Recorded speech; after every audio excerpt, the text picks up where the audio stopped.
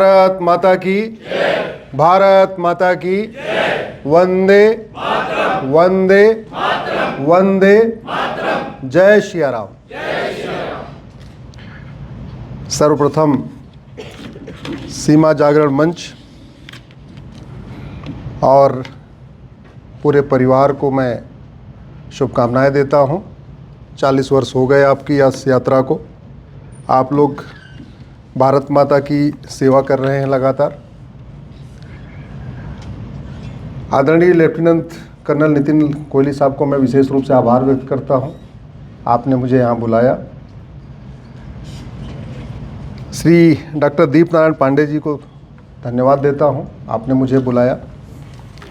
आप सबको मैं, जो बड़े हैं उनको प्रणाम करता हूं, जो छोटे हैं उनको अपना स्नेह भेंट करता हूं कि आप लोग आए हैं। आज इसी बहाने आपसे मिलना हो गया। अब मेरे हाथ में इतनी सारी किताबें हैं तो आपको लग रहा होगा सीमा जागरण मंच की बात हो रही तो किताब क्यों आ गई। किताब तो सुप्रीम कोर्ट में होना चाहिए, लेकिन सीमाओं की रक्षा का संबंध किताब से है, इसलिए किताब लाया हूँ। पहले मैं इंजीनियर था, तो जापान की कंपनी में काम किया करता था। तो वहाँ हर चीज़ में, हर प्रॉब्लम में 5 बार वाई लगाते हैं। कुछ भी दिक्कत होगी उसमें 5 बार वाई। जापान में तो ये सिस्टम है कि अगर कोई आत्महत्या कर ले तो आप FIR करा दो, तो वहाँ के इंस्पेक्टर की जिम्मेदारी है वो 5 बार उसमें वाई लगाएगा। आत्महत्या क्यों किया जी, टेंशन में था, टेंशन में क्यों था, वो पड़ोसी ने उसकी जगह पे कब्जा कर लिया, पड़ोसी ने उसकी जगह पे कब्जा क्यों कर लिया, उसके अंदर कानून का खौफ नहीं था क्या। एक काम करो, कानून बदल दो, ऐसा कानून बताओ कि आप आज के बाद से कोई पड़ोसी दूसरे पड़ोसी जमीन कब्जा ही न कर पाए।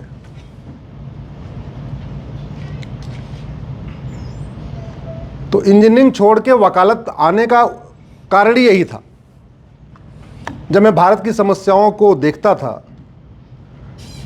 पहले 2 पेपर मंगाता था, एक हिंदी एक अंग्रेजी, तो पूरी प्रॉब्लम प्रॉब्लम प्रॉब्लम। फिर जब उसकी वाई एनालिसिस करता था तो पता चलता था इस प्रॉब्लम के पीछे घटिया कानून है। फिर मैं सोचता यार इस घटिया कानून पे चर्चा क्यों नहीं हो रही। तो मैंने 2 पेपर और मंगाना शुरू कर दिया। क्या पता जिस पेपर मैं पढ़ रहा हूँ हो सकता है इसमें ना डिस्कशन निकला हो, संसद में चर्चा हुई हो, लेकिन इस पेपर ने छापा। तो 2 पेपर और मंगा लिया, 2 हिंदी के 2 अंग्रेजी कर दिए। लगभग 2 साल तक उनको भी पढ़ता रहा। तो देखा ना संसद में चर्चा हो रही है, संसद में समस्याओं पे चर्चा हो रही है, रूट काज और सॉल्यूशन के ऊपर चर्चा ही नहीं हो रही है। शाम को न्यूज चैनल देखता था कि समस्या पे चर्चा हो रही है, रूट काज सॉल्यूशन पे चर्चा ही नहीं हो रही है। अखबार समस्याओं से भरे हैं, मूल कारण क्या है, स्थायी समाधान कहीं चर्चा ही नहीं। तो विधायिका, कार्यपालिका, न्यायपालिका, खबर पालिका, चारों पालिकाओं में केवल और केवल समस्या समस्या समस्या। और बीमारी की चर्चा करने से बीमारी ठीक होती है क्या? जोर से बोलिए जरा। नहीं। अगले आधे घंटे तक ऐसे ही संवाद होगा। आवाज जोर से बोलिएगा जिससे यहां आए, क्योंकि रिकॉर्डिंग इधर ही हो रही है। सीमा जागरण मंच में पहली बार आया हूं। ये वीडियो 4 से 5 करोड़ लोगों तक पहुंचेगा, तो ऐसे पता होना चाहिए कि 40वां अपना जो है कार्यक्रम था स्थापना दिवस का, सीमा जागरण के मंच के में लोगों में जोश है। तो जब भी मैं कुछ पूछूं ऐसे बोलिएगा, जिससे हमारी बात के साथ साथ आपकी बात भी जानी चाहिए।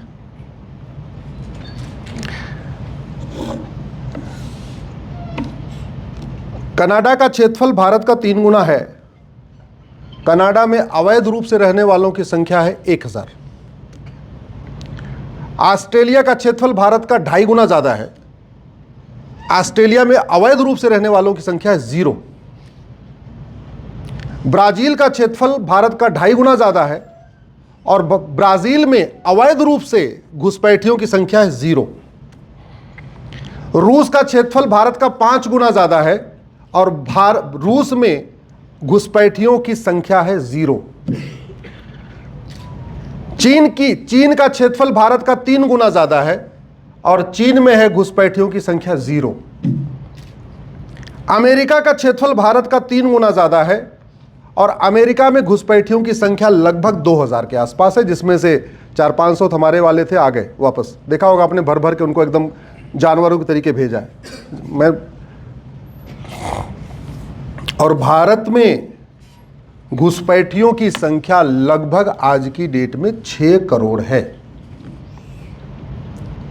जितनी बातें कहूंगा सब वो बातें कहूंगा जो मैंने सुप्रीम कोर्ट में एफिडेविट पे दिया हुआ है। मेरी पीआईएल 2017 से चल रही है। जब मैंने 2017 में पीआईएल फाइल किया था उस समय कहा था कि 5 करोड़ आ चुके हैं। राज्यवार उसका आंकड़ा दिया था। सारी राज्य सरकारों को नोटिस हुआ है, दिल्ली सरकार को भी नोटिस हुआ। उस समय मैंने दिल्ली में बताया था, शायद 10 लाख के आसपास बताया था या 12 लाख बताया था, 10 लाख बताया था। और किसी राज्य सरकार ने आज तक सुप्रीम कोर्ट में आके ये नहीं कहा कि उपाध्याय ने अपनी पीआईएल में जो आंकड़े दिए ये गलत है। तो इसका मतलब मैं मान के चल रहा हूं कि वो भी मान रहे हैं कि जो मेरे आंकड़े हैं वो सही हैं। केंद्र सरकार के गृह मंत्रालय को भी नोटिस गया, गृह मंत्रालय ने भी नहीं कहा कि हाँ आपकी जो आंकड़े हैं गलत है। मेरी पीआईएल जब 2017 में मैंने पीआईएल फाइल किया उसके इमीडिएटली बाद अखबारों में छपा तो किसी माननीय सांसद ने संसद में सवाल उठा दिया कि भारत में अवैध घुसपैठियों की संख्या कितनी है। तो किरण रिजिजू जिस समय गृह राज्य मंत्री हुआ करते थे उन्होंने कहा 2 करोड़ है। हालांकि उन्होंने कहा कि हमारी जानकारी के अनुसार लगभग 2 करोड़ है, लेकिन अंतिम ये संख्या नहीं है। भारत जिसका क्षेत्रफल चीन का 1/3, अमेरिका का 1/3, रूस का 1/5, ब्राजील का लगभग 1/3, कनाडा का लगभग 1/3, वहां घुसपैठियों की कितनी संख्या है? जोर से बोलिए जरा। कभी आपने दुबई में सुना कोई अवैध रूप से गया है? सुना क्या? नहीं। कुवैत में, बहरीन में कभी सुना आपने कोई अवैध रूप से गया? तो भारत में क्यों आते हैं? भारत में क्यों आ जाते हैं? ऐसा नहीं केवल भारत के बॉर्डर खुले हुए, बाकी दुनिया के देशों के बॉर्डर भी खुले हुए। देश कैसे सुरक्षित रहता है इसको समझना तो पहले आपको समझना पड़ेगा घर कैसे सुरक्षित रहता है। आपका घर सुरक्षित कैसे रहेगा आप समझिए। बाउंड्री हो, एक गेट हो, वहां गेट पे सिक्योरिटी वाला हो, फर्स्ट फ्लोर पे सीसीटीवी भी लगा हो, 2 खतरनाक कुत्ते भी खड़े हो कि अगर नहीं माना तो काट भी लेंगे, नोटिस बोर्ड भी लगा हो कि इस घर में अवैध रूप से प्रवेश करना ठीक नहीं है, जिम्मेदारी तुम्हारी होगी जो आएगा, 2 लठैत भी खड़े हो। घर ऐसे सुरक्षित होगा? अगर आपके घर की बाउंड्री नहीं है तो क्या होगा? अवैध आएंगे लोग, जानवर भी आके बैठ जाएंगे, कुत्ते भी आके बैठ जाएंगे, हो सकता है इंसान भी आके बैठ जाए, हो सकता है अवैध लोग आके आपके घर पे कब्जा कर ले। तो जैसे घर असुरक्षित होता है वैसे देश असुरक्षित होता है। तो भारत में घुसपैठ का जो कारण है उसका एक बड़ा कारण यह है कि बॉर्डर का बहुत बड़ा एरिया खाली पड़ा हुआ है। असम का बॉर्डर भी खाली पड़ा हुआ है आज भी, और बंगाल का बॉर्डर भी खाली पड़ा हुआ है आज भी, त्रिपुरा का बॉर्डर भी खाली पड़ा हुआ है, कोई फेंसिंग ही नहीं वहां पे, सीसीटीवी लगा ही नहीं है।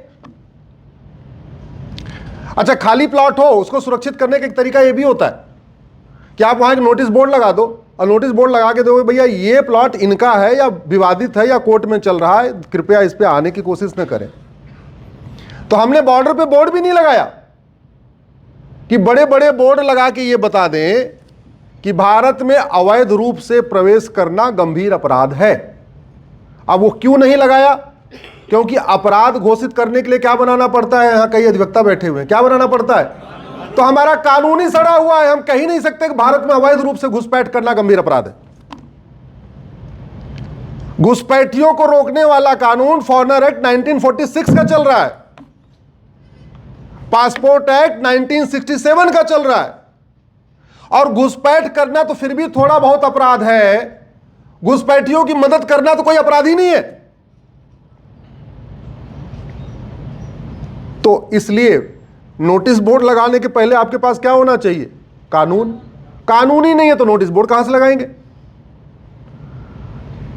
एक और महापाप जो 2012 में हुआ, कांग्रेस की सरकार ने बांग्लादेश के साथ नॉन लीथल ट्रीटी कर लिया, और नॉन लीथल ट्रीटी करके बीएसएफ वालों के हाथ पैर बांध दिए। वो आते हैं वहां चिढ़ाते हैं, सब कुछ करते हैं, बीएसएफ वाले गोली नहीं चला सकते क्योंकि 2012 का नॉन लीथल टीटी खड़ा हो गया। भारत को बर्बाद करने के लिए बहुत काम हुए हैं, सरकारों ने बड़े काम किए कि बर्बाद हो जाए भारत। जो बचा खुचा काम है वो हमारी न्यायपालिका कर देती है। मानवाधिकार मानव का होता है, दानव का नहीं। लेकिन हमारे सुप्रीम कोर्ट के जजेस को, हाई कोर्ट के जजेस को घुसपैठियों के मानवाधिकार की ज्यादा चिंता रहती है। इतना बड़ा मुद्दा 2017 से पेंडिंग है, 2025 आ चुका। सुप्रीम कोर्ट के लिए प्रायोरिटी होना चाहिए था कि यार ये हमारी राष्ट्र की सुरक्षा के लिए एक बड़ा गंभीर मुद्दा है, इस पे डिसीजन पहले कर दो। लेकिन नहीं, उन्होंने हमारी याचिका को विरोध करने वालों को हमारे साथ जोड़ दिया। हमारे विरोध में 12 याचिकाएं आ गई हैं। वो कह रही हैं कि घुसपैठियों को राइट टू फूड मिलना चाहिए, घुसपैठियों को राइट टू एजुकेशन मिलना चाहिए, घुसपैठियों को राइट टू शेल्टर मिलना चाहिए, इनको रोटी भी मिलना चाहिए, कपड़ा भी मिलना चाहिए, मकान भी मिलना चाहिए, मनरेगा भी मिलना चाहिए। ये कॉमन सेंस की बात है। मुझे समझ में नहीं आ रहा है कि इतनी छोटी सी बात घुसपैठ राष्ट्र की सुरक्षा के लिए खतरा है। अच्छा आप बताओ, घुसपैठ राष्ट्र की सुरक्षा के लिए खतरा है कि नहीं? घुसपैठ देश की एकता अखंडता के लिए खतरा है कि नहीं? घुसपैठ अपने आप एक इनडायरेक्ट वॉर है कि नहीं? घुसपैठ एक ऑर्गेनाइज क्राइम है कि नहीं? ये सब कुछ आपको पता है। आप में से सब लोग लायर नहीं है, कॉमन मैन है आप। लेकिन ये बात हमारे जजों को नहीं पता है,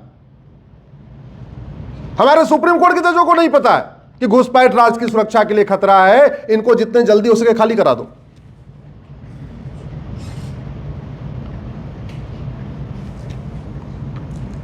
और अगर केस चल भी गया, सरकार ने चला भी लिया, तो मुकदमा सालों साल, गवाहों के बयान।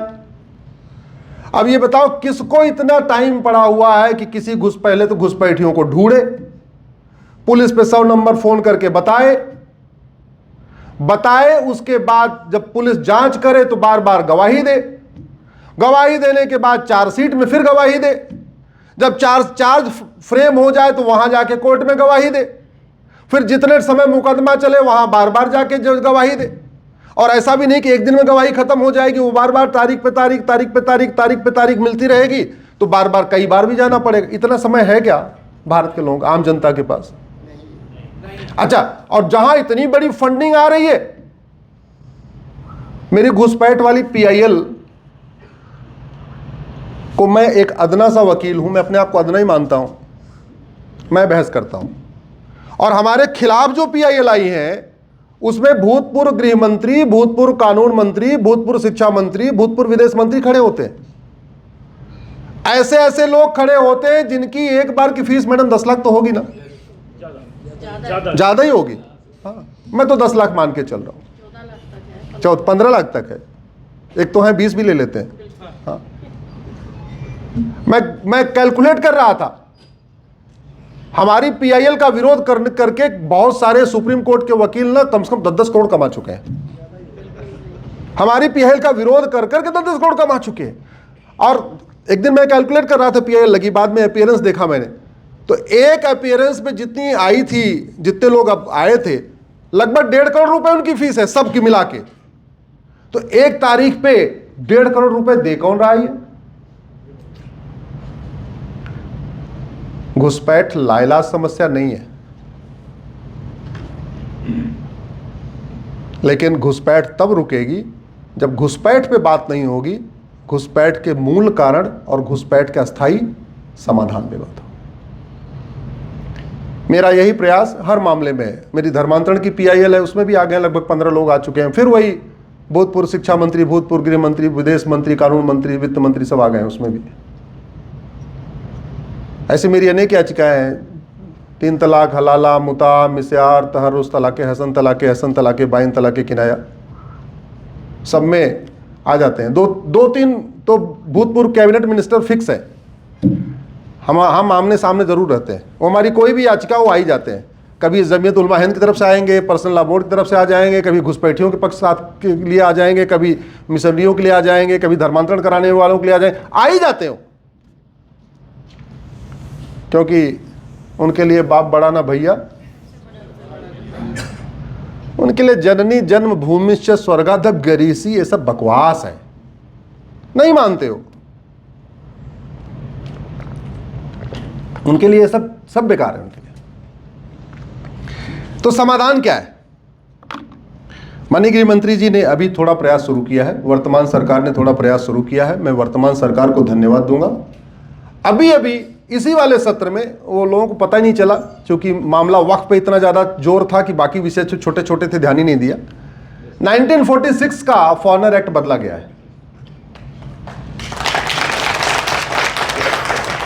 और 1967 का पासपोर्ट एक्ट भी बदला गया है। अवैध पासपोर्ट रखना, अवैध पासपोर्ट बनाना अब गंभीर अपराध हो गया है। बनवाना अपराध हो गया है, लेकिन बनाना गंभीर अपराध नहीं हुआ है। तो थोड़ा बहुत उसमें भी घुसपैठ करना 3 से 7 साल की सजा हो गई है, लेकिन घुसपैठ करवाना अभी भी अपराध नहीं हुआ है। बाकी सर बॉर्डर की एक बताऊं आपको, आप लोग गूगल करिएगा, BSF commandant 22 crore, Bengal border. एक कमांडेंट के यहां 22 करोड़ मिला है।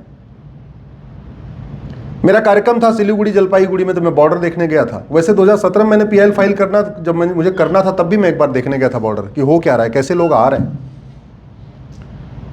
घुसपैठ का मूल कारण है भ्रष्टाचार,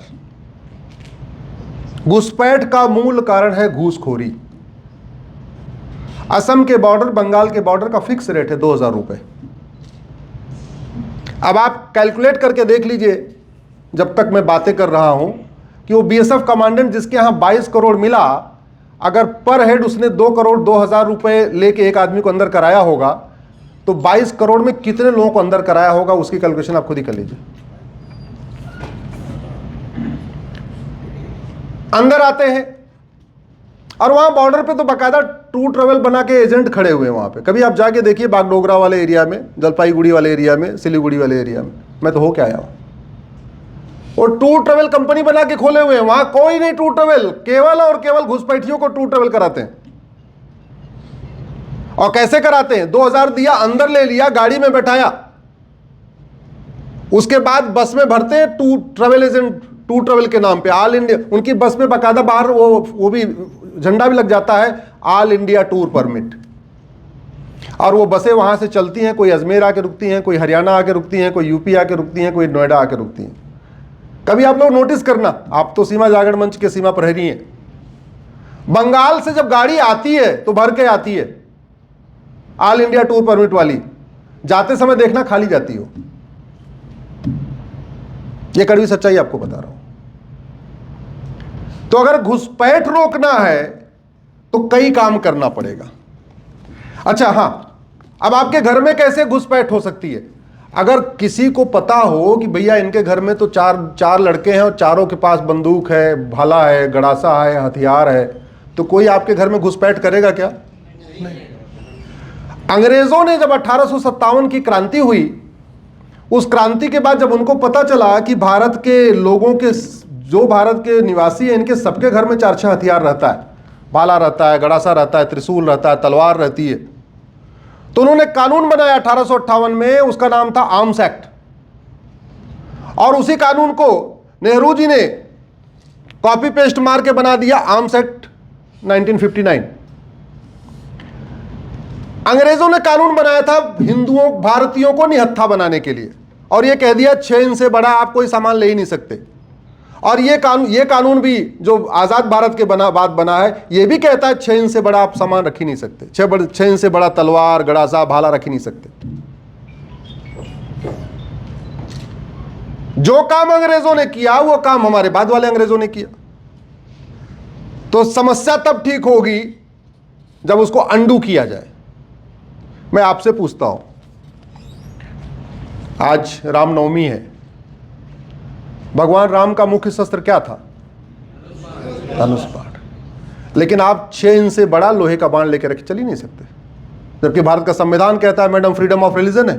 कहां हिंदुओं को फ्रीडम ऑफ रिलीजन?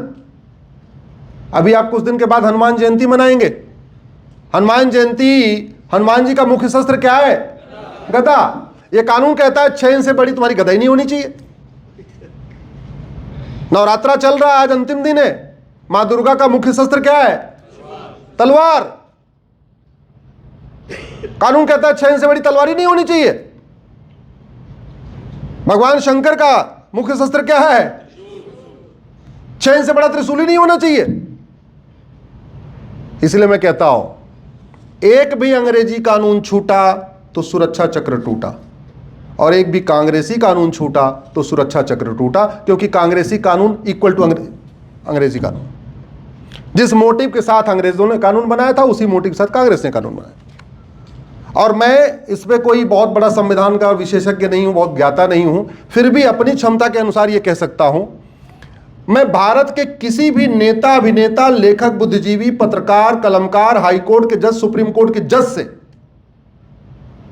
कांग्रेस के द्वारा बनाए गए कानूनों पे खुली चर्चा के लिए तैयार हूं, जहां एक कानून ये स्टैब्लिश कर दे कि कांग्रेस ने यह कानून बनाया था भारत, भारतीयता, भारत की संस्कृति की रक्षा के लिए। हम मजबूरी में कानून बनाया, यूएन में रिजोल्यूशन हुआ, यूएन चूंकि भारत भी यूएन में सिग्नेचरी है, तो यूएन ने कहा भैया हवाला के खिलाफ कानून बनाओ, तो भारत में बनाना मजबूरी थी। यूएन ने कहा मनी लॉन्ड्रिंग के खिलाफ कानून बनाओ, तो बनाया। यूएन ने कहा कि प्रिवेंशन ऑफ करप्शन एक्ट बनना चाहिए, तो बनाया। यूएन ने कहा लोकपाल होना चाहिए, तो लोकपाल कानून बना। लेकिन अच्छी नीयत से एक भी नहीं बनाया, मजबूरी में बनाया। तो जब मजबूरी में बनाया तो सड़ा हुआ बना दिया। ये आर्म्स एक्ट बदलना चाहिए कि नहीं? जरा जोर से बोलिए जरा। हिंदुओं को नवरात्र में अब तलवार लेके शोभा यात्रा निकालने के लिए मौका मिलना चाहिए कि नहीं? शिवरात्रि पे कम से कम 6 फुट 7 फीट का त्रिशूल लेके चलने की अनुमति मिलना चाहिए कि नहीं? जब हम अंग्रेजों ने कितना बड़ा कांड किया, आपको बताता हूं। अंग्रेजों के जब ये चला तो उस समय तिलक जी ने कार्यक्रम शुरू किया, सामूहिक गणेश पूजा। महाराष्ट्र में उसको शुरू किया, बाद में धीरे धीरे बढ़ते बढ़ते गुजरात तक चला गया, दक्षिण भारत के इसमें आंध्रा तेलंगाना में भी शुरू हो गया। तो उस समय गणेश, आप गूगल करिएगा गणेश जी का मुख्य शस्त्र क्या है। गणेश जी का मुख्य शस्त्र है कुल्हाड़ी, फरसा कह लीजिए, गड़ासा। जो परशुराम जी का है वही गणेश जी का भी है। अंग्रेजों ने बड़े चालाकी से कुम्हारों को बोल बोल के उनके हाथ के फरसे गायब करा दिया। और आज भी जितनी गणेश पूजा हो रही है ना, जितने गणेश पंडाल लग रहे हैं, देखना उसमें फरसा नहीं है। आज भी फरसा नहीं है। एक हाथ में मोदक है, एक हाथ में आशीर्वाद है, एक हाथ में शंख है और एक हाथ में कुछ और है। फरसा गायब, चित्रों से हटवा दिया। कुम्हारों को बोल बोल के बोला गड़ासा नहीं होना चाहिए हाथ में। और फिर कानून तो था ही था उनका, उनको बोला कि जितने गणेश पंडाल हैं इसमें कोई 6 इंच से बड़ा फरसा होना ही नहीं चाहिए। तो 6 इंच से बड़ा, 6 इंच में फरसा बन ही नहीं सकता, तो फरसा गायब हो गया। ऐसे ऐसे कांड हुए हैं। आप जरा कल्पना करिए, अगर हनुमान जयंती के दिन सभी हिंदू 5-5 फीट की गदा लेके निकलना शुरू करें, शोभा यात्रा निकालें, शिवरात्रि पे 6-6, 7-7 फीट का त्रिशूल लेके शोभा यात्रा निकालें, नवरात्रि पे 5 फीट की तलवार लेके शोभा यात्रा निकालें, भय पैदा होगा कि नहीं? जोर से बोलिए जरा। और भगवान श्री राम ने क्या कहा था? भय बिन होए सठे साठ्यम। हाँ, हम राम की पूजा करते हैं, राम नीति लागू नहीं करते। हम कृष्ण की पूजा करते हैं, कृष्ण नीति लागू नहीं करते। दुनिया के जिन देशों ने राम नीति लागू किया, उन्होंने राम मंदिर बनाया चाहे नहीं बनाया, राम नीति लागू किया, भय बिन होए न प्रीत। और कृष्ण का मंदिर बनाया चाहे नहीं बनाया, कृष्ण नीति लागू किया, सठे साठ्यम समाचरित। वहां शांति है, समृद्धि है, खुशहाली है और वहां विकास है। वो दुबई देख लीजिए या और भी देश देख लीजिए। क्या कारण है कि संभल में भी हिंदू 10% हैं और दुबई में भी हिंदू 10% हैं। दुबई में हिंदुओं ने होली मनाया तो कोई पुलिस नहीं लगाना पड़ा, और संभल में हिंदुओं को होली खेलने के लिए पुलिस लगाना पड़ा। क्यों? भय बिन होए न प्रीत, सठे साठ्यम समाचरित। अगर स्टेट ने एक ठेका लिया है कि भैया हम आपको सुरक्षा देंगे, तो सुरक्षा तो देना चाहिए ना। और नहीं दे सकते तो फिर आर्म्स एक्ट को बदलो, खत्म करो। कम से कम हिंदू जिसकी पूजा करते हैं उसका शस्त्र उनको रखने की परमिशन दो।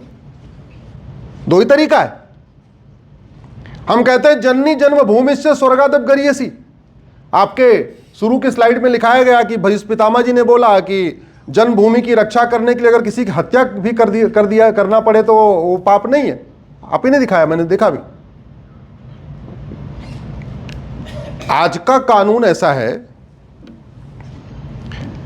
कुछ दिन पहले गाजियाबाद, जिसका प्राचीन नाम गजप्रस्थ था, ये तो गाजी खान ने उसको गाजियाबाद बना दिया,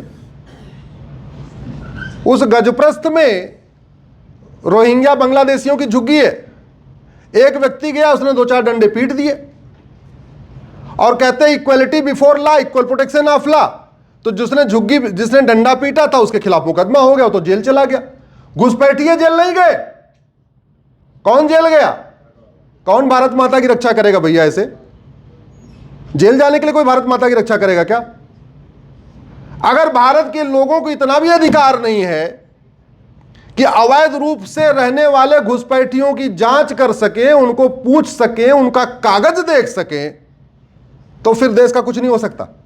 ये कड़वी बात बोल रहा हूं, मीठी बात बोलना आता नहीं है। मीठा झूठ बोलता तो अब तक सांसद, विधायक, मंत्री बन चुका होता। कड़वा सच बोल रहा हूं। कौन करेगा फिर? पुलिस कर नहीं रही है, क्योंकि वो जैसे ही जांच करने जाती है उसको 2000 रुपए गांधी जी मिल जाते। आम जनता को आपने अधिकार ही नहीं दिया कि अपने आसपास देखो भैया, झुग्गियों में जाके पता करो, डॉक्यूमेंट चेक करो, क्या है कैसे है। तो करेगा कौन? इसलिए कह रहा हूं, अगर घुसपैठ रोकना है, भारत को सुरक्षित बनाना है, तो सबसे पहला काम क्या करना पड़ेगा? इस आर्म्स एक्ट को बदलना पड़ेगा। घुसपैठ रोकना है, भारत को सुरक्षित लगाना है, तो सबसे पहले बॉर्डर पे जब तक वहां पे दीवार नहीं बन जा रही है, बड़े बड़े बोर्ड लगाना पड़ेगा कि घुसपैठ करना और घुसपैठ कराना ये गंभीर अपराध है। पकड़े जाने पे 10 साल की सजा होगी, लेकिन उसके लिए पहले कानून बनाना पड़ेगा 10 साल वाला, तब जाके खौफ पैदा होगा। घुसपैठ इसलिए हो रही है कि हमारा जो कानून है 1861 का पुलिस एक्ट चल रहा है, अंग्रेजों ने बनाया था। क्यों बनाया था? 1857 की क्रांति के बाद उन्होंने 1860 में पहले इंडियन पिनल कोड बनाया, फिर 1861 में पुलिस एक्ट बनाया। किस लिए बनाया था? सत्ता अपनी मजबूत करने के लिए। तो कानून वही चल रहा है। तो अंतर यह आया कि जो पुलिस पहले सत्ता के गुलाम थी, अंग्रेजों के गुलाम थी, वो वर्तमान सत्ता के गुलाम हो गई। तो जहां सत्ता ठीक है वहां पुलिस कार्रवाई कर रही है, जहां सत्ता नोट जीवी है और जहां सत्ता ओट जीवी है वहां की पुलिस बैठी हुई है, नहीं काम कर रही है। तो पूरे देश की पुलिस एक जैसा बिहेवियर करे, पूरे देश की पुलिस एक जैसा वर्ताव करे, एक जैसी तरीके से काम करे, उसके लिए जरूरी है 1861 का पुलिस एक्ट बदला जाए और one nation one police code बनाया जाए, एक यूनिफॉर्म पुलिस कोड बनाया जाए। करना पड़ेगा कि नहीं? जोर से बोलिए जरा। करना पड़ेगा। पासपोर्ट एक्ट बदला है, मैं धन्यवाद देता हूं सरकार को, लेकिन उसमें फर्जी पासपोर्ट बनाना अपराध किया है, फर्जी पासपोर्ट बनवाना अपराध नहीं किया। सजा दोनों को बराबर होनी चाहिए। अच्छा ये बताइए, घुसपैठ एक अनलॉफुल एक्टिविटी है कि नहीं? और घुसपैठियों की मदद करना अनलॉफुल एक्टिविटी है कि नहीं? और हमारे हाथ में देखिए कानून है, इसका नाम ही है अनलॉफुल एक्टिविटी प्रिवेंशन एक्ट। ये क्या रोकने के लिए है? Unlawful activity. लेकिन कानून इतना सड़ा हुआ है, नेहरू जी ने बनाया था इसको, इसमें अनलॉफुल एक्टिविटी क्या है लिखा ही नहीं है।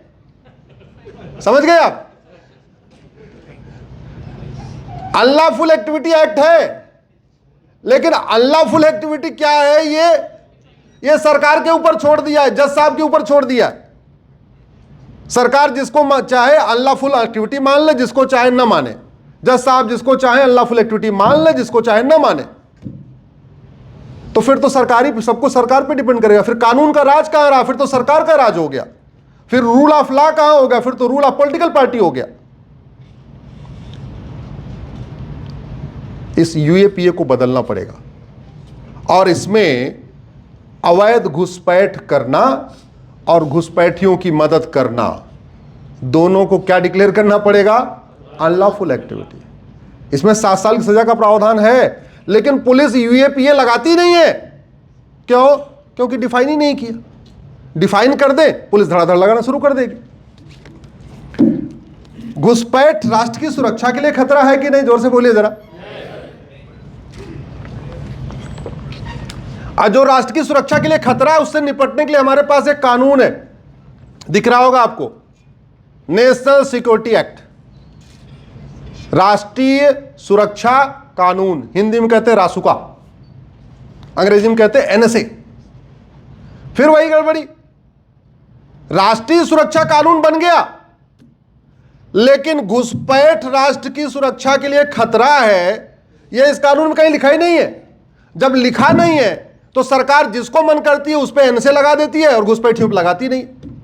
उदाहरण के लिए तमिलनाडु की सरकार ने कुछ दिन पहले यूट्यूबर मनीष कश्यप के ऊपर एनएसए लगा दिया था, सुना होगा आप लोगों ने, सुना था। तो कानून का राज कहां है? और कानून का राज है तो कानून अच्छा होगा तो राज अच्छा होगा, और कानून घटिया होगा तो राज घटिया होगा। ऐसी कोई बीमारी नहीं जिसकी कोई दवाई नहीं, और ऐसी कोई समस्या नहीं जिसका समाधान नहीं। कोई समस्या लाइलाज नहीं।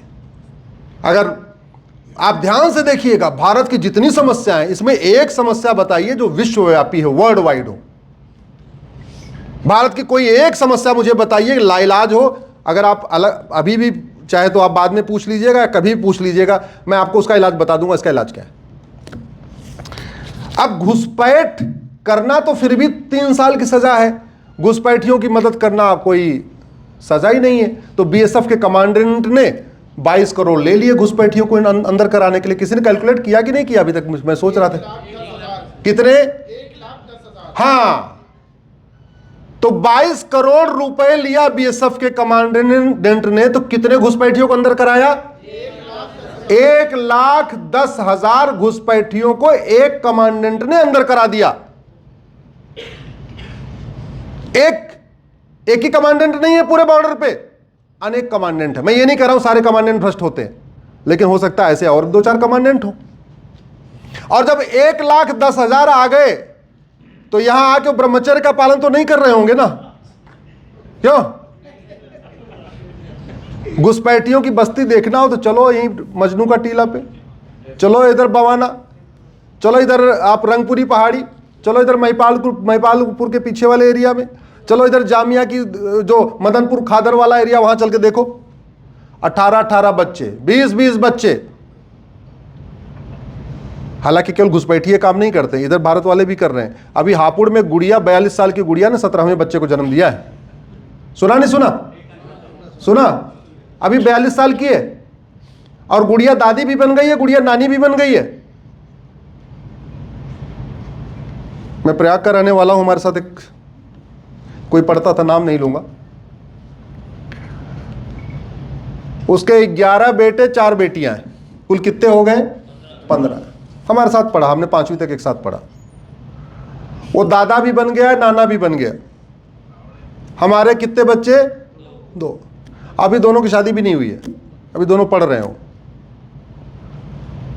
तो पॉलिटिकल पार्टी मेरे घर में वोट लेने आएगी, उधर जाएगी? उधर जाएगी। भारत की सबसे बड़ी समस्या है, कभी इस पे अलग विषय हो जाएगा। तो अगर घुसपैठ रोकना है तो इस प्रिवेंशन ऑफ करप्शन एक्ट को आपको बदलना पड़ेगा। सिंगापुर में सबसे गंभीर अपराध माना गया है ड्रग और भ्रष्टाचार। क्यों माना गया है? क्योंकि रोड एक्सीडेंट तो प्लान्ड नहीं होता, इवन रेप भी प्लान्ड नहीं होता। कई बार रेप भी अनप्लान्ड हो सकता है, दिमाग खराब हो गया, शराब पी लिया, ड्रग ले लिया, ये कर लिया, दिमाग खराब हो गया। लेकिन करप्शन हमेशा प्लान्ड वे में होता है। करप्शन शराब के नशे में नहीं होता है, एकदम प्लान करके होता है। इसलिए दुनिया के कई देशों में भ्रष्टाचारियों को फांसी दी जाती है, भ्रष्टाचारियों की नागरिकता खत्म की जाती है। आप गूगल करके देखिए, कुछ दिन पहले चीन ने अपने पूर्व कानून मंत्री को फांसी दिया है, एक कंपनी के जीएम को फांसी दिया है। आप गूगल करके देखिएगा, कुछ दिन पहले अभी सिंगापुर में एक आदमी के पास 900 ग्राम गांजा मिला था, उसको फांसी दिया है। तो ये जो करते हैं ना, वो राम नीति है, भय बिन होए और सठे साठ्यम। तो सिंगापुर हुआ, जापान हुआ, कोरिया हुआ, ये किसको फॉलो कर रहे हैं? राम नीति फॉलो कर रहे हैं। उनके यहाँ राम मंदिर है चाहे नहीं है, लेकिन किसको फॉलो कर रहे हैं? इसीलिए लगातार विकास कर रहे हैं, सुरक्षित बन रहे हैं। घुसपैठियों को फंडिंग बेनामी भी होती है। मैं कई लोगों को जानता हूं जिनको नोएडा में फ्लैट भी पकड़ा गया। क्या कर रहे थे? बॉर्डर पे ड्यूटी कर रहे थे, नोएडा में फ्लैट उनको किसी ने खरीदवा दिया था। तो बेनामी कानून भी बदलना पड़ेगा। घुसपैठियों की बहुत बड़ी फंडिंग आती है गल्फ कंट्रीज से हवाला के जरिए, तो आपको हवाला वाला कानून भी बदलना पड़ेगा। घुसपैठियों के लिए एक कानून बनाया गया था 2010 में, कांग्रेस ने बनाया था, उसका नाम ही FCRA है। यह कानून बनाया गया था मिशनरियों को, अलगाववादियों को, कट्टरपंथियों को, जिहादियों को, उन्मादियों को, देश विरोधी लेखकों को, देश विरोधी नेताओं को, देश विरोधी पत्रकारों को, देश विरोधी कलमकारों को, सबको फंडिंग कराने के लिए। तो जैसे मान लो कोई IAS है, उसको डायरेक्ट फंडिंग नहीं करना, तो उसकी बीबी के नाम पे एक NGO बन गया, NGO को FCRA करा दिया, तो उसकी फंडिंग उससे आ रही है, FCRA के जरिए आ रही है। जब तक FCRA खत्म नहीं होगा तब तक विदेशी फंडिंग नहीं रुकेगी, जब तक विदेशी फंडिंग नहीं रुकेगी तब तक घुसपैठ नहीं रुकेगी। घुसपैठ की बहुत बड़ी फंडिंग आती है ब्लैक मनी के जरिए। जो ड्रग्स से पैसा जनरेट होता है लगभग उसका 50% धर्मांतरण और घुसपैठ के काम आता है। तो अगर आपको घुसपैठ रोकना है तो ड्रग स्मगलिंग रोकना पड़ेगा, घुसपैठ रोकना है तो ब्लैक मनी रोकना पड़ेगा, और ड्रग स्मगलिंग रोकना है तो इस सड़े हुए NDPS एक्ट को बदलना पड़ेगा। दुनिया के कई देशों में ड्रग स्मगलिंग और ह्यूमन ट्रैफिकिंग बहुत जघन्य अपराध माना जाता है। मानव तस्करी और नशा तस्करी बहुत जघन्य अपराध है सर, फांसी होती है। सिंगापुर में भी है, जापान में भी है, ऑस्ट्रेलिया में है, कई जगह है, फांसी होती है। घुसपैठ रोकना है तो ये 1955 का सिटीजनशिप एक्ट बदलना पड़ेगा। इतना सड़ा हुआ कानून है कि सबको नागरिकता मिलती जा रही, मिलती जा रही, मिलती जा रही। आज तक आपने सुना किसी भारत में किसी की नागरिकता गई हो? जोर से बोलिए जरा। किसी गद्दार की, किसी जासूस की, किसी अलगाववादी की, किसी कट्टरपंथी की, किसी उन्मादी की, किसी की नागरिकता गई क्या? ये सड़ा हुआ कानून है। जब तक आप 1955 के सिटीजनशिप एक्ट नहीं बदलेंगे तब तक खौफ नहीं पैदा होगा। और उसके बाद उससे ज़्यादा ज़रूरी है 1950-51 का कानून, रिप्रेजेंटेशन ऑफ पीपल एक्ट। क्योंकि अल्टीमेटली जो घुसपैठियों की मदद करते हैं वो किस लिए करते हैं? वोट के चक्कर में। कुछ नोट के चक्कर में मदद करते हैं, कुछ जोर से बोलिए, कुछ वोट के चक्कर में, कुछ नोट के चक्कर में।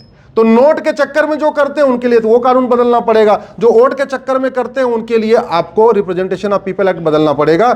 इसमें प्रावधान रखना पड़ेगा, अगर किसी ने घुसपैठियों का वोटर ID में नाम जुड़वाया, किसी ने घुसपैठियों का आधार बनवाया, राशन कार्ड बनवाया, बर्थ सर्टिफिकेट बनवाया, कोई भी सर्टिफिकेट बनवाया और पकड़ा गया, तो जिंदगी भर न वो चुनाव लड़ पाएगा पार्षद, प्रधान, सांसद, विधायक का, न वो पार्टी बना पाएगा, न पार्टी पदाधिकारी बन पाएगा। मैं बहुत सारे लोगों को जानता हूं जो पार्षद, प्रधान का चुनाव लड़ते हैं, सांसद, विधायक का चुनाव लड़ते हैं और घुसपैठियों की मदद करते हैं। और एक बात मैं आपको बता दूं, NRC की जरूरत ही नहीं है, और बिना NRC के 80% घुसपैठिए अपने आप भारत छोड़ के भाग जाएंगे। कोहली साहब, ये मैं पूरे गारंटी के साथ कहता हूं, क्योंकि 6 करोड़ लोगों को NRC के जरिए ढूंढ पाना बड़ा मुश्किल है। हाँ, 80-90% चले जाएंगे, जो थोड़े बहुत बचेंगे उनको तो पुलिस ढूंढ सकती है, लेकिन 6 करोड़ को ढूंढ पाना बड़ा मुश्किल है। तो क्या करना पड़ेगा? घुसपैठ करना और घुसपैठियों की मदद करना, इसको क्या करना पड़ेगा? जघन्य अपराध घोषित करना। एक कानून हमने बनाया कि फर्जी आधार बनाना गंभीर अपराध है। 2000 रुपए में घुसपैठिए फर्जी आधार बनाते हैं। 2000 रुपए में नगर निगम से फर्जी बर्थ सर्टिफिकेट बनता है। 3000 रुपए में RTO ऑफिस से उनका ड्राइविंग लाइसेंस बनता है। 3000 रुपए में तहसील से उनको राशन कार्ड मिल जाता है। जब ये 4 डॉक्यूमेंट बन जाते हैं तब वो जनधन खाता खुलवा लेते हैं। जब ये 4 डॉक्यूमेंट बन जाते हैं, किसी नेता को पकड़ते हैं, उसका वोटर ID में नाम जुड़वा देता है। 10 से 15,000 रुपए खर्च करके घुसपैठिए भारत में आराम से 5-6 डॉक्यूमेंट बनवा लेते हैं, वोटर ID में नाम जुड़वा लेते हैं। वोटर ID में नाम जुड़ने का मतलब एक तरीके से भारत के नागरिक बन जाते हैं और साल भर के अंदर 5 लाख रुपए का फायदा उठा लेते हैं। क्यों? क्योंकि उनका राशन कार्ड पीला वाला है, EWS BPL वाला है, तो उनको मुफ्त में राशन मिलता है, उनको मुफ्त में मकान मिलता है, उनके बच्चों को वजीफा मिलता है, उनको मुफ्त में मुद्रा लोन मिलता है, सारी उनको किसान सम्मान निधि मिलती है, केंद्र सरकार की सारी योजनाओं का लाभ मिलता है, राज्य सरकार की सारी योजनाओं का लाभ मिलता है। और बाकी छोड़ो, एक अलग से मजहब के आधार पर मंत्रालय बना है, मजहब के आधार पर विभाजन हो चुका है, फिर भी मजहब के आधार पर एक मंत्रालय चल रहा है, उसका नाम है अल्पसंख्यक मंत्रालय। मैंने इसको सुप्रीम कोर्ट में चैलेंज किया हुआ है। और माइनॉरिटी अफेयर मिनिस्ट्री के सारे लाभ, सगुन योजना, कन्या, पता नहीं कौन कौन सा योजना वहां भी चल रही है, तो वहां का भी फायदा उठा रहे। तो 12-15 हजार रुपए लगाया और एक साल में कितना कमा लिया? 5 लाख रुपए। तो ये सही है कि ये इससे बढ़िया और क्या मिलेगा? और ये सुविधा केवल भारत में ही है। अगर कनाडा गए, दुबई गए, जापान गए, कहीं और गए तो अगर हमें इसको रोकना है तो सबसे पहले करना पड़ेगा आपको फर्जी डॉक्यूमेंट बनाना और फर्जी डॉक्यूमेंट बनवाने को गंभीर अपराध घोषित करना पड़ेगा और खौफ भी पैदा करना पड़ेगा। आप जरा कल्पना करिए, जहां भी कॉमन सर्विस सेंटर पे आधार बनता है, अगर वहां एक नोटिस बोर्ड लगा हो कि फर्जी आधार बनाना और फर्जी आधार बनवाना गंभीर अपराध है, पकड़े जाने पे 10 से 20 साल की सजा होगी। बनवाने वाला बनवाएगा क्या और बनाने वाला बनाएगा क्या? जब बनाने वाला बनाएगा नहीं तो बनवाने वाला बनवाएगा कैसे? आरटीओ ऑफिस में साफ साफ लिखा हो, फर्जी डॉक्यूमेंट के सहारे ड्राइविंग लाइसेंस बनाना और बनवाना गंभीर अपराध है, पकड़े जाने में 5 से 10 साल की सजा होगी, प्रॉपर्टी भी जब्त होगी, नागरिकता भी खत्म होगी। डीएल बनेगा क्या? नहीं बनेगा।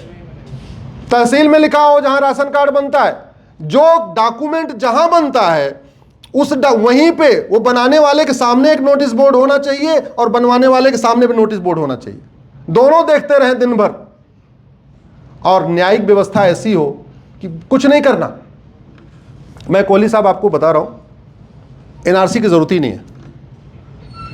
आप हर जिले में 10-20 घुसपैठियों को पकड़ो, उनका narco polygraph brain mapping test करो। टेस्ट करके उनको पूछो कि तुम बॉर्डर पे कैसे आए, अंदर आए कौन सी गाड़ी से आए, यहां आए आधार किसने बनाया, राशन कार्ड किसने बनाया, ड्राइविंग लाइसेंस किसने बनाया, वोटर आईडी किसने बनाया, बर्थ सर्टिफिकेट, जो सारे पूछ लो। और उसके बाद तो ऑलमोस्ट आपको ये मान के चलिए कि एक घुसपैठिए के 10 मददगार मिल जाएंगे।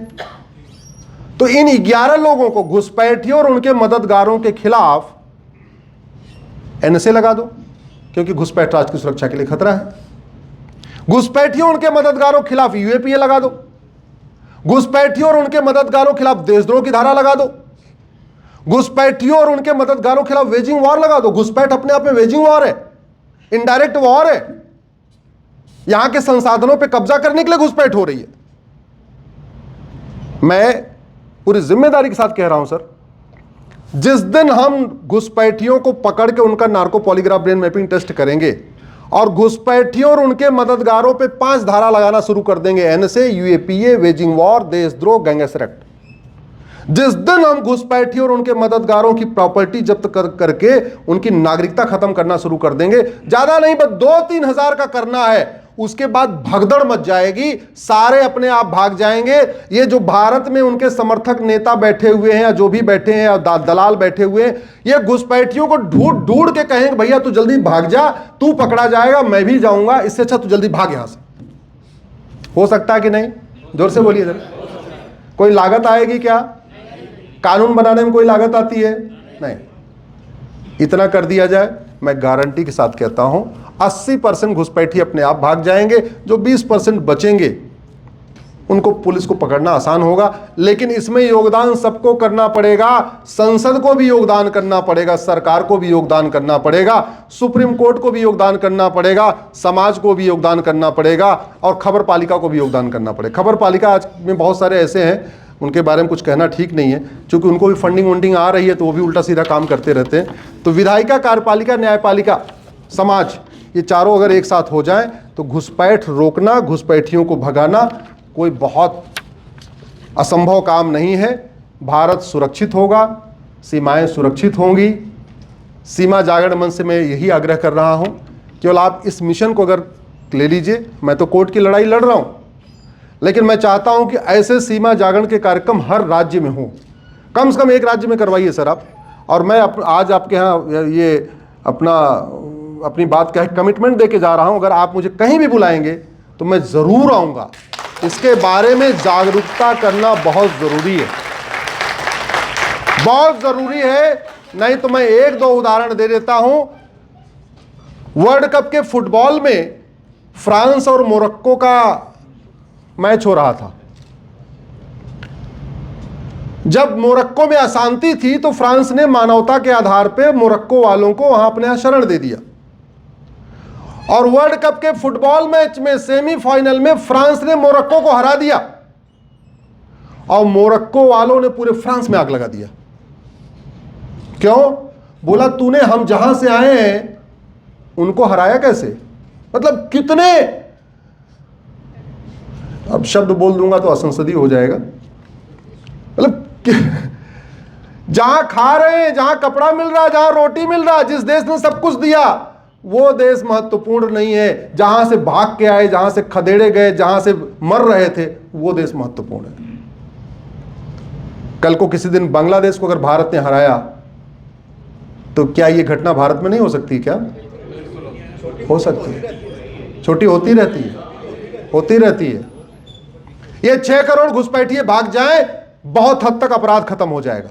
ये 6 करोड़ घुसपैठिए भाग जाए, हमारे माताओं बहनों की चेन जो इतनी ज्यादा लूटी जा रही है, चेन स्नेचिंग रुक जाएगी। ड्रग का कारोबार बहुत कम हो जाएगा, हथियारों का कारोबार बहुत कम हो जाएगा। पुलिस के ऊपर इतना काम का बर्डन बढ़ रहा है इन घुसपैठियों के कारण। जुडिशरी के ऊपर इतनी ज्यादा केसेस बढ़ रही हैं, उसमें बहुत हाथ है इन घुसपैठियों का। हमारे रोटी भी छीन रहे हैं, कपड़ा भी छीन रहे हैं, मकान भी छीन रहे हैं, पानी भी छीन रहे हैं, पानी भी पी रहे हैं, रोजगार भी छीन रहे हैं। आप सोचिए ना, 6 करोड़ लोगों का अगर वो चले जाएंगे तो अल्टीमेटली जो कुछ वो काम कर रहे हैं भारत वाले करेंगे ना, करेंगे तो उनको रोजगार बढ़ेगा कि नहीं, बेरोजगारी कम होगी कि नहीं होगी। इसी के साथ मैं अपनी बात खत्म करता हूं। बहुत बहुत धन्यवाद, बहुत बहुत आभार। भारत माता की, भारत माता की, भारत माता की। एक बार आप सब लोग खड़े हो जाइए।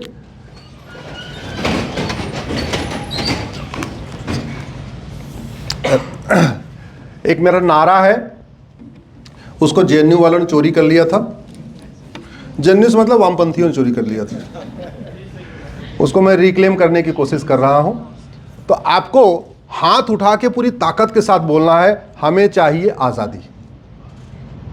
गुलामी के नाम से, हमें चाहिए आजादी। गुलामी के निशान से, हमें चाहिए आजादी। गुलामी की शिक्षा से, हमें चाहिए आजादी। गुलामी की कुरीतियों से, हमें चाहिए आजादी। गुलामी की कुप्रथाओं से, हमें चाहिए आजादी। लब जिहाद लैंड जिहाद से, हमें चाहिए आजादी। रोहिंग्या बांग्लादेशी घुसपैठियों से, हमें चाहिए आजादी। धर्मांतरण कराने वाले मिशनरियों से, हमें चाहिए आजादी। गुलामी की पुलिस व्यवस्था से, हमें चाहिए आजादी। गुलामी के कानूनों से, हमें चाहिए आजादी। गुलामी प्रशासनिक व्यवस्था से, हमें चाहिए आजादी। गुलामी न्यायिक व्यवस्था से, हमें चाहिए आजादी। भ्रष्टाचार और अपराध से, हमें चाहिए आजादी।